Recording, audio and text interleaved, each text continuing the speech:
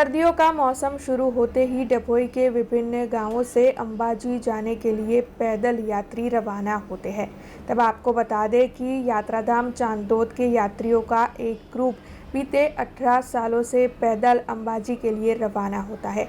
तब इस साल भी इन यात्रियों की ओर से यात्राधाम चांदोद से अंबाजी तक पैदल यात्रा की शुरुआत करवा दी गई है। ये सभी यात्री 52 गज की ध्वजा के साथ कल अंबाजी जाने के लिए पैदल रवाना हुए हैं, जिस दौरान माताजी के गरबे गाते हुए गरबा के ताल पर झूमते हुए नगरजनों की ओर से इन यात्रालुओं को विदाई दी गई थी।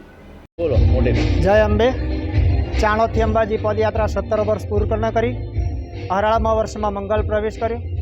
आज रोज में वेरे माता चौक में माता जगदंबानी दिव्य आरती उतारी माँ नर्मदाजीना दर्शन करी 45 जेटला पदयात्री आज रोज चाणोदथी अंबाजी पदयात्रा में जोड़ाया है। साथ नगरजनों डीजेना तालथी गरबा माँ जगदंबानी धून साथे पदयात्रिकों ने विदाय करवा माटे बस स्टॉप सुधी आवी रह्या छे। आज रोज अहींयाथी निकली 17 डिसेम्बर है आज रोज और अहींयाथी निकली 25 डिसेम्बर रोज अंबाजी पहुँचશે।